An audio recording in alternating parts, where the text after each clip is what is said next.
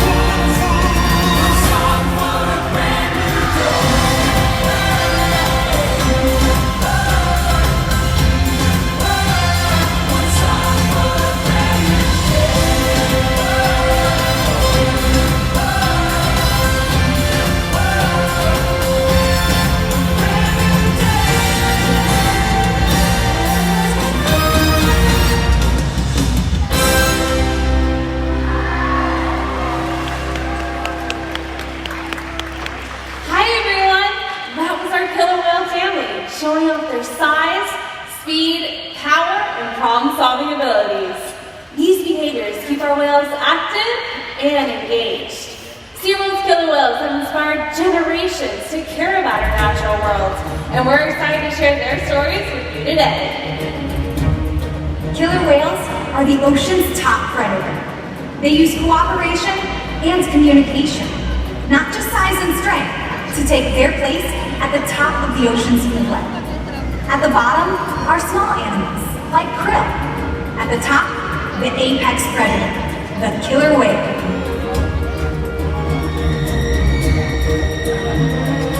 Killer whales are as big as a bus, faster than an Olympic swimmer, high flying and powerful. We are going to see all that today and more. These and other behaviors provide an environment full of enrichment. We spend days, weeks, months, and years building relationships with our whales. This creates trust, and that allows us to do some amazing things. For example, when you visit the doctor, you present your arm to draw blood, or step on the scale to see how much you weigh. It's much the same with our whales. Throughout today's experience, you'll see the killer whales moving together in unison. These synchronized behaviors strengthen their social bonds and allow them to problem solve as a group. This is just another reason why they are known as the ocean's top predator. Their scientific name is Orcinus orca. Their common name is called the killer whale, and these 5 killer whales have their own personal names.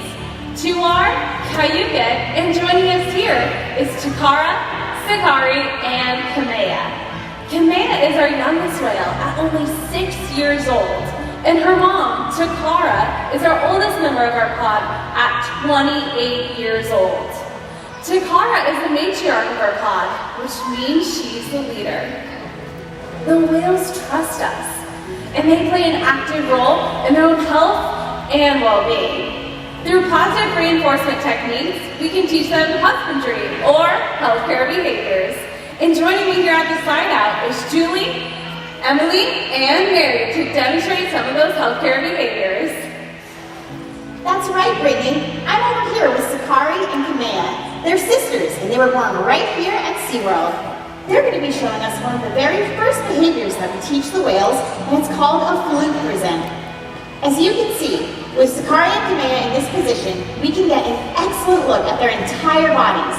Also, when they're like this, the veterinarians can easily come over and take a blood sample from these veins that you can see in the white underside of their tail flukes.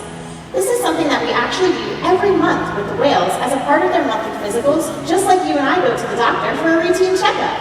Now, throughout tonight's presentation, you'll see the trainers giving the whales back rubs, belly rubs, and tail fluke rubs like these.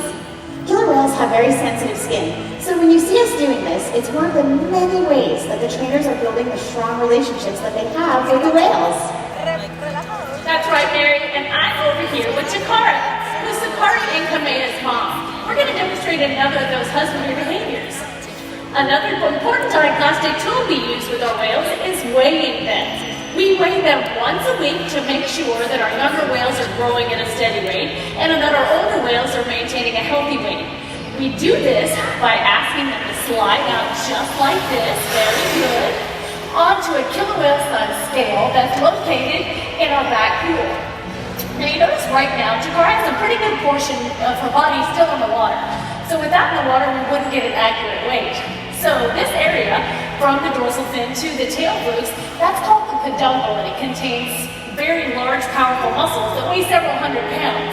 So in order to get that accurate weight, we simply ask her to raise her tail up just like this. Great job, Takara! And we find out that she weighs 4,620 pounds as of Tuesday morning. Now it is very important for us to make sure that we are weighing them consistently, and weights and fluke presents are just 2 of those important husbandry behaviors that we use to make sure that our whales are healthy and thriving. And the care isn't just physical. Mental stimulation and play are vital, and we surprise and engage with our whales at every opportunity. Play is how killer whales teach their young to hunt, and for the adults, play is important too. It seems that they just enjoy having fun. Making time for play is an important part of life for killer whales and for us. That's right. I'm down here at the glass with Christian, who comes to us from Del Rio, Texas. Christian, did you know that killer whales, when they're first born, they learn by watching and playing follow the leader with their mom and other whales? That's right. Observational learning and mimicry are an important part of how they grow up and how they learn. So today, we're going to see if Sakari and Kamea will follow you. All right, Christian, go ahead and take this arm, hold it high up in the air, and give them a great big wave hello. Go ahead, wave to them. Let's see if they wave back. Nice job, Christian. Okay, let's try something else. I want you to march in place. Let's see if the girls are watching. Go for it. There they go. Very nice. As you can see, they're copying or mimicking you. Sometimes you see the whales spy hopping or even jumping completely out of the water to get a better look around, or just because it's fun. So, remember that hand signal I showed you? Okay, are you ready to show it to Sakari and Kamea? Go for it. Nice job! Right now, they are taking off and diving down 40 feet. They're going to show us a behavior called a sighting bow. Wow, well that was pretty impressive. Well, I'm over here with my new friend Brian, and we're hanging out here with Takara. Now Brian, we're going to talk a little bit about how can whales communicate with each other.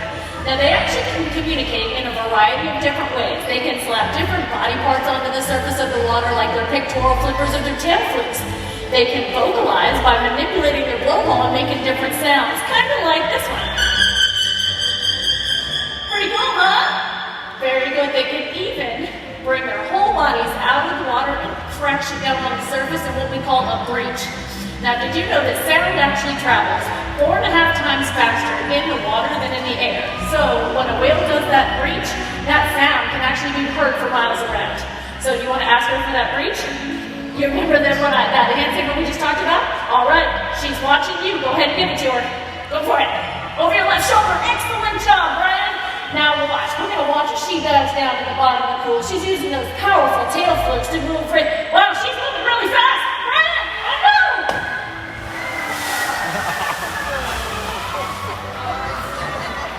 Oh, wow, Brian. I am so sorry. I had no idea that was going to happen. You know what, Brian? Hold on just a second. I've got a towel over here. Thank you so much. Don't worry about a thing, Brian. I'm going to be just fine. Oh, Brian, I'm just kidding. This is actually for you. Thank you so much for being such a great sport. How about a hand for both of our audience volunteers? Thank you. As you can see, killer whales can communicate with one another by leaping out of the water and making a huge splash. SeaWorld's research and observation of the killer whales in our care has shed a light on many mysteries of these amazing animals. For example, we know that the gestation period for a pregnant killer whale is 17 months. That's information that's impossible to obtain in the wild. However, some information can only be gained through field observation. SeaWorld works with our partners like the Norwegian Orca survey to further our knowledge. Killer whales are remarkable, powerful animals, and perhaps the best expression of that power is when they hunt. Killer whales stand apart. They have no natural predators, and just about any other ocean animal could be their dinner. Depending on where they live and their chosen prey, they've developed some epic hunting techniques. Off the coast of South America, killer whales will beach themselves, riding in on waves just long enough to catch prey. They'll also create waves that knock animals like penguins or seals from ice cliffs. Most importantly, they cooperate, communicate, and coordinate as a team. Here's footage of killer whales corralling a school of herring. A whale dips in and feeds, while the other whales keep the fish together with swipes of their tail fins. In the ocean, killer whales create waves to hunt. They use spook stamps to stun their prey, and they can even beach themselves up and out of the water. For the whales, it's a fun demonstration, but for you, it's time to get wet.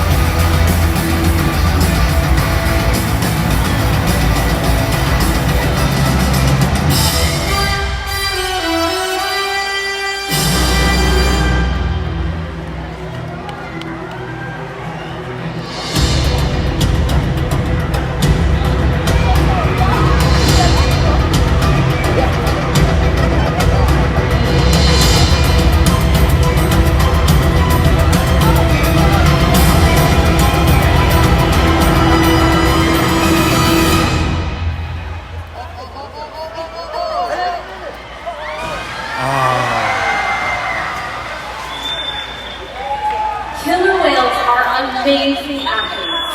They can eat up to 100 pounds of fish a day. Depending on where they live and what time of the year it is, their prey can vary. Unfortunately, things like overfishing and pollution pose a serious threat to many populations of killer whales.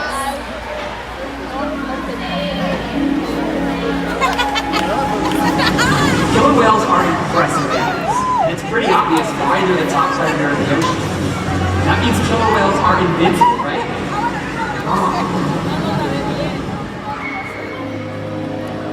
Killer whales depend on a plentiful food source and a clean environment. They're completely dominant, yet completely dependent. When it comes down to it, killer whales are not the most powerful animal in the ocean.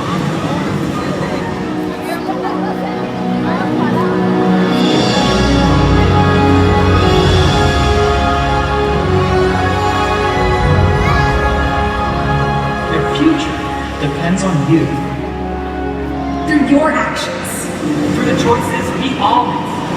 We hold the future of killer whales and the oceans in our hands. Killer whales continue to surprise and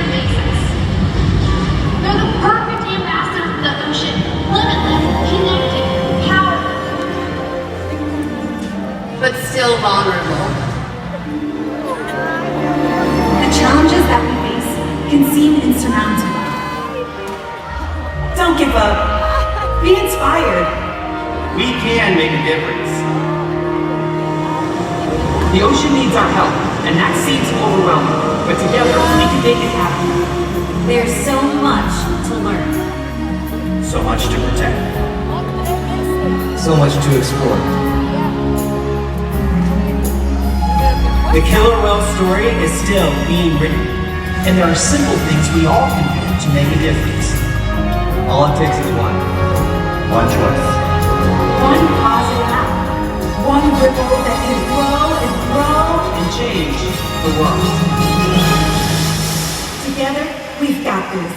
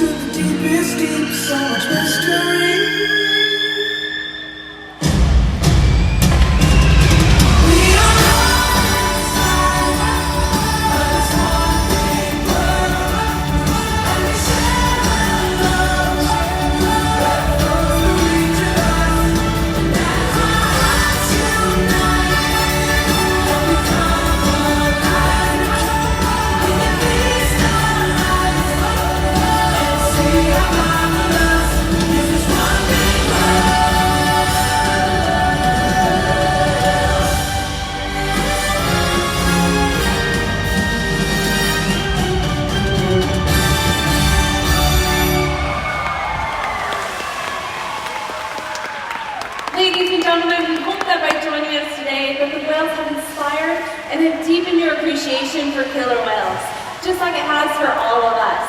We will continue to learn from these amazing animals, and we hope you will too. Thanks for joining us today, and have a great rest of your day here at SeaWorld. Bye-bye, everyone!